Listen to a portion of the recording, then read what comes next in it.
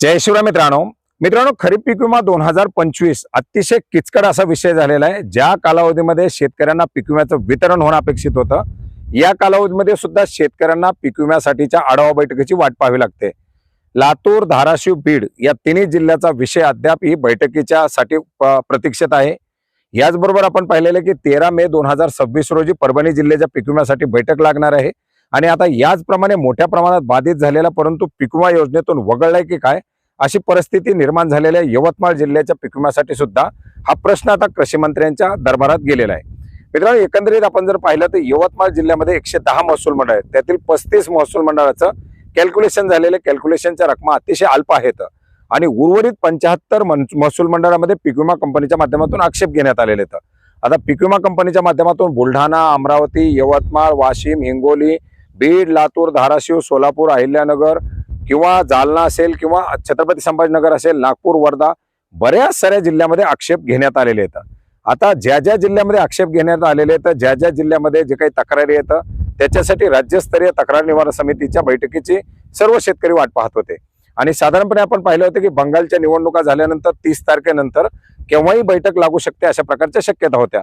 परंतु 30 गेली, आज 4 मे गेला तरी सुद्धा अद्याप ही राज्यस्तरीय तक्रार निवारण समितीच्या माध्यमातून ना याच्या संदर्भात आढावा घेण्यात आलाय, ना याच्या संदर्भातील बैठकीचं नियोजन करण्यात आलेलं आहे। मात्र आता यवतमाळचे पालकमंत्री राठोड साहेब यांच्या माध्यमातून कुठेतरी कृषी मंत्र्यांकडे याचा पाठपुरावा करावा अशा प्रकारे एक आव्हान किंवा अशा प्रकारचे निर्देश प्रशासनाला दिलेले आहेत। आता प्रशासन कृषी मंत्र्यांकडे पाठपुरावा करणार, कृषी मंत्री पुन्हा अधिकाऱ्यांना सांगणार आणि आता याच्या संदर्भातील बैठक कधी लागणार हा शेतकऱ्यांना पडलेला एक प्रश्न आहे।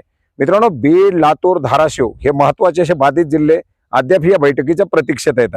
आता कधी या अधिकाऱ्यांना वेळ मिळतो आणि याच्या संदर्भातील परभणी जिल्ह्याची सेपरेट बैठक, यवतमाळ जिल्ह्याची सेपरेट बैठक न लावता जेवढे काही आक्षेप घेतलेले जिल्हे आहेत, जेवढे काही आक्षेप घेतलेले महसूल मंडळ आहेत किंवा एकंदरीत पीक विम्याचा जो काही प्रश्न आहे या प्रश्नावरती राज्यस्तरीय आढावा बैठक घेऊन या पीक विमा कंपन्याला पुढील निर्देश देणं गरजेचं आहे। कारण खरीपाचा हंगाम येतोय, अल निनोचं सावट सांगण्यात आलेलं आहे। या सर्वांच्या पार्श्वभूमीवर शेतकरी आधीच चिंतातूर झालेला आहे।